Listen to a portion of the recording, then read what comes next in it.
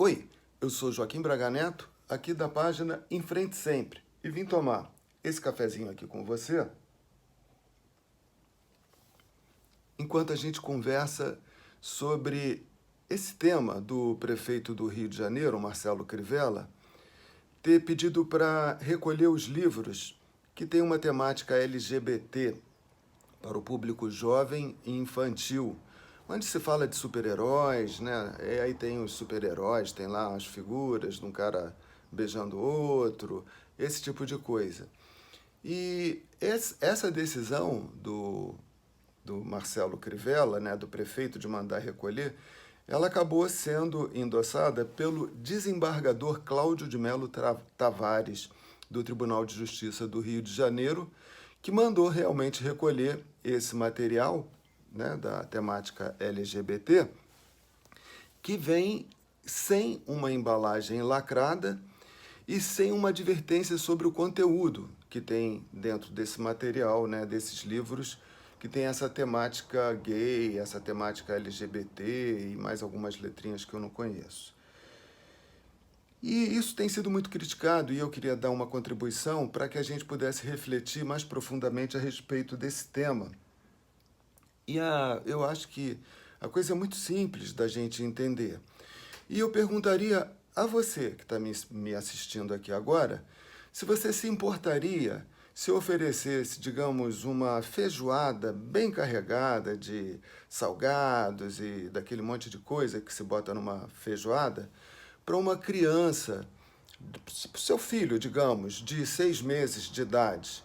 Você deixaria eu dar um prato de feijoada para essa criança? Não. Certamente você, que é uma pessoa de bom senso, porque você está assistindo aqui o nosso canal, você ia censurar essa alimentação. Aí eu falo, não, tudo bem, não quer deixar o neném comer a feijoada? Sem problema. Mas eu vou dar uma cachaçinha, pelo menos já, porque é uma caipirinha, né? Eu vou dar uma caipirinha pro neném. Me dá uma madeira aqui do seu filho que eu vou botar um pouquinho de caipirinha, para ele já ir se acostumando, né? Porque, afinal de contas, qual é o problema? Você vai falar, não, eu vou censurar a caipirinha também. Eu não quero que meu filho de 6 meses, 1 ano, 2 anos, 5 anos, 10 anos, beba caipirinha. Eu não acho que é legal ele beber caipirinha. Pô, se você é uma pessoa muito careta. Então, tudo bem. Eu tenho aqui um cigarrinho, tem até 2. Tem um cigarro, né, de tabaco, né, que é um cigarro lícito, e eu vou dar aqui, vou dar um pouquinho de cigarro, vou fumar aqui e vou jogar a fumaça na cara do seu filho de 6 meses, 2 anos, 5 anos, 10 anos, 15 anos, e vou deixar ele para ele fumar.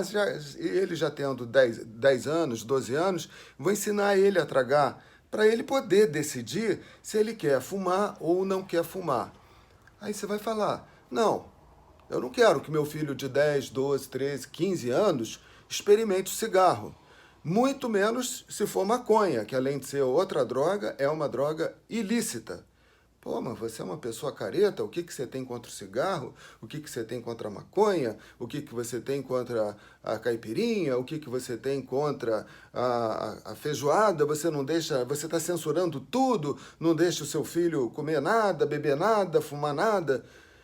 Não, se ele quiser fazer isso depois de adulto, tudo bem, mas agora, enquanto ele é uma criança, cabe a mim decidir se eu vou deixar ele fumar, beber, cheirar, comer eu não quero que meu filho coma qualquer porcaria. Ah, toma esse saquinho aí desses fandangos, sei lá o que, aqueles biscoitinhos que é gordura pura. Não quero que meu filho coma esse biscoitinho. Eu vou dar fruta, cereal, legume, verdura, hortaliças. Eu quero que ele coma isso. Pô, mas você é uma pessoa careta? Pois é, eu estou dando aqui para você um exemplo de alimentos sólidos, líquidos e gasosos. Então você observa que você não deixou o seu filho comer aquela feijoada de porco, né? Que é um alimento sólido, digamos assim, claro que tem a parte líquida da feijoada, mas tem a parte sólida também, ou aqueles biscoitinhos que são gordura pura, isopor, sei lá que porcaria que é aquilo. Você não deixa, você não quer que seu filho coma isso. Você censurou. E é um alimento sólido. Você também censurou a caipirinha para o seu filho de 10 anos, 9 anos, 8 anos. Você não quer que seu filho beba caipirinha, é um alimento líquido, digamos que seja um alimento, tem lá vitamina C, tudo bem, mas você não quer, você censurou também a caipirinha, que é um alimento líquido. E você também censurou o alimento gasoso, que não é alimento, né? O tabaco, a nicotina, o alcatrão, aquele monte de metal que se fuma com aquela porcaria, você censurou o sólido, o líquido e o gasoso. E observa que quanto mais sutil é o elemento, né? Eu estou colocando os 3 estados da matéria, sólido, líquido e gasoso, quanto mais sutil ele é, mais imprescindível ele se torna. Então você fica sem comer uma semana, ou até 2, dependendo da situação, você fica sem líquido, sem beber 4, 5 dias no máximo, uma semana, que a água é mais sutil que a comida, que o sólido, né? O líquido é mais sutil, e ele é mais imprescindível ainda.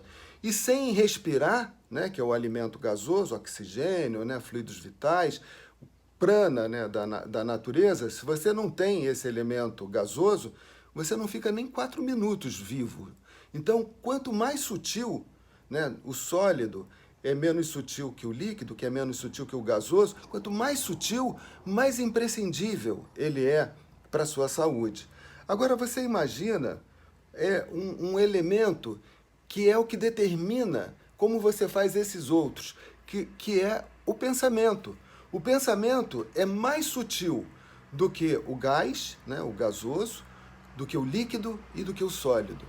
E é justamente o pensamento que vai determinar para você o que você vai comer, se é isso ou se é aquilo, como você vai comer, se é vendo um filme de terror, o Jornal Nacional contando as desgraças que tem na televisão e na cidade, e também o quanto você vai comer. Se são 3 pratos abarrotados de comida e que você vai ficar com 200 quilos, ou se é só uma comida mais frugal, né? Um alimento só para nutrir as suas células de elementos que são importantes para você viver aqui no mundo físico, né, que a gente vive. Então, o pensamento é um elemento mais sutil ainda. E é ele quem vai determinar, ou ele que vai determinar, o quanto, o que e o como você vai se alimentar. Se você vai comer feijoada ou se você vai comer uma fruta. Se você vai beber caipirinha ou se você vai beber suco de laranja. Se você vai fumar cigarro ou se você vai respirar o ar puro.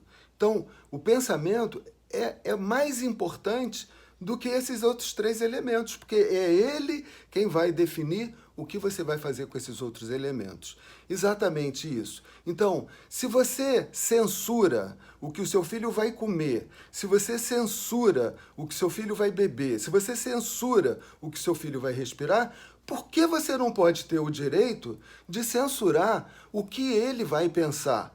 Como deve ser formado o pensamento dele enquanto ele é uma criança? Isso não é um direito seu, não. Isso é um dever seu. Você tem que se preocupar na formação do seu filho. Qual o tipo de conteúdo que está alimentando as ideias dele? E se você não concorda com aquele conteúdo, enquanto ele é uma criança, você pode e deve censurar sim. Agora, se amanhã ou depois ele crescer e apesar de todas a educação, a formação que você deu para ele quiser se tornar uma criança gay, homossexual, transexual, bissexual, o que ele quiser, tudo bem, não há problema nenhum. Essas pessoas são pessoas maravilhosas, ninguém está criticando essas pessoas, mas a gente quer, o que a gente está falando aqui é o dever do pai, e eu me coloco também assim na condição de um gestor, né, de um município importante, como é o do Rio de Janeiro, com aquilo que vai alimentar a ideia daquelas pessoas, porque, né, então eu vou fazer uma literatura de apologia ao crime, né? Aí o meu público, né, a minha cidade vai ser formada por pessoas que vão querer portar armas, matar os outros. Eu vou querer fazer uma literatura de apologia à droga. Então vai estar todo mundo drogado. Pô, se eu sou um gestor, não é isso que eu quero para a minha população. Quem quiser usar droga, que use. Mas eu não quero fazer propaganda disso. Eu quero fazer apologia à vulgarização do sexo. Todo mundo transando pela rua, embaixo do poste de luz, no meio da calçada. Não, eu não quero isso para minha cidade. Eu sou careta? Não. Eu, como gestor de um município, eu me preocupo com a formação do meu munícipe para que a minha cidade não entre num caos. Agora, cada um que queira fazer a sua escolha, né, que se quer ter uma vida sexual mais aberta, sem problema. O outro que quer usar a droga dele, no cantinho dele lá, sem fazer apologia, propaganda disso, oferecer para as crianças, tudo bem. Ele vai fazer lá do jeito que ele quiser. Se a pessoa quer ter um discurso mais agressivo em relação a se vai bater, se não vai bater, se dá porrada, se não dá porrada, tudo bem, é um problema dela. Mas fazer propaganda disso publicamente, eu acho que é um papel do gestor, e nesse caso eu concordo plenamente com o Marcelo Crivella e com o desembargador Cláudio de Melo Tavares, né? Tudo bem que haja essa literatura, mas eu não vou fazer propaganda disso numa Bienal no Rio de Janeiro. É isso aí. Essa é a minha posição, né? Joaquim Braga Neto, aqui da página Em Frente Sempre, tomando um cafezinho com você e abrindo esse tema para reflexão. Um forte abraço.